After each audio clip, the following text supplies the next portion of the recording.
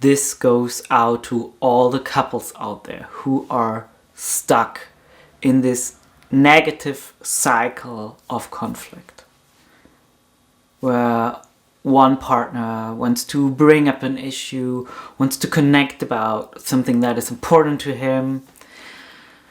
The other partner feels overwhelmed, feels like this is fighting, gets defensive, wants to avoid the topic, just wants to be safe, doesn't want to fight, wants harmony and peace and having a good time together. And so the other partner doesn't feel seen, gets angry, maybe feels alone in this, doesn't feel like his or her needs matter in the relationship, right? And then, it feels so unfair. The nervous system is like, let's activate, and feels like, I need to go bigger. I need to show how the important this is to me and how much I need to talk about this right now. I need to solve this right now, and it cannot wait another day, Actually, it cannot wait another minute. I want to solve this right now, so sit down and hear me out, and this is so important to me. Wow. And then the other partner's like, oh shit, what's happening? Why is that volcano erupting all of a sudden? Hey, be respectful to me, don't talk to me like this. I want to be safe, and the walls go up. The avoiding partners just like going into the cave or retreating, or sometimes physically there, but just like, okay, don't touch me, like making a mental or emotional barrier to the partner. And that again enrages the other partner, right? Both just want to be seen. They just want to feel safe, and they want connection, but in their own way. And the problem arises if conflict is on the table and both partners act in a way to gain safety, which makes the other one super unsafe because they feel like their needs are not met.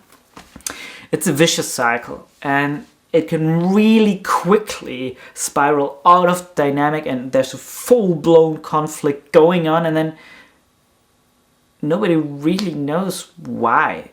Maybe it was a really small issue, but the way the interaction goes, the ping pong is like a nervous system activation ping pong.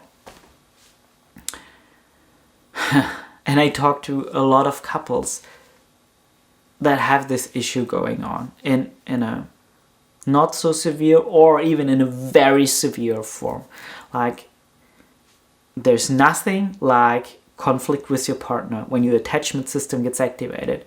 It can feel very, very intense. Like your nervous system, because attachment is so important, your nervous system is really acting on this, right? It's really sending signals of fight, flight, or freeze, fawn, just like it goes back to those basic instincts in how to deal with this situation that doesn't feel safe. And I want to give you a beacon of hope with this video. While it might seem that this is an endless repeating pattern and that there is no way out and that this will never work, I have worked with a lot of couples that have transformed this. And when they have the right resources to manage conflict in a different way, so they can stay in connection with each other and their own attachment needs, this conflict can be a beautiful growth opportunity. Because underneath that, it's a core wound, right? It's a core wound of abandonment or not being good enough or being too much or not being seen, not being important. And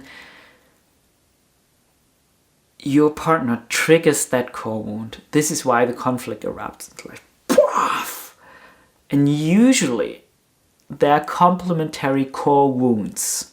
So partners come together and unconsciously, they're like, oh, I'm really attracted to that person, because those wounds trigger each other, and it is a chance to be healed, right? It's a chance to really see what's going on. And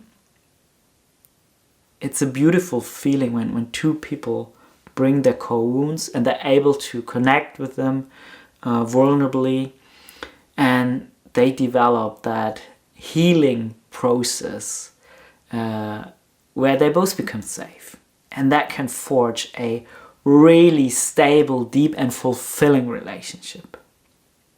The problem is if you don't have enough resources to handle conflict in a meaningful way, and conflict becomes destructive, and it becomes a never-ending cycle of more insecurity, then you need somebody to step in and add some resources to this setting, to this situation, to that dynamic. And that's what I do. So first of all, I hold the space, I give validation, I make sure that there's safety.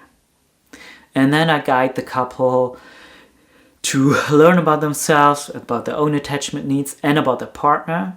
Have a good look at the dynamic, and establish some basic safety protocols, especially for conflict, so it doesn't spiral out of proportion and gets really destructive. But it's okay for the moment. That's until you have grown to the level where you can embrace conflict and actually heal in this situation. And I am so proud of the many couples that don't need me anymore, but they have reached that point where they can hold the space for each other, even in conflict, where they know about their own attachment needs and what their partner needs, and they have learned how to embrace those critical situations at the opportunity to go deeper and to grow together.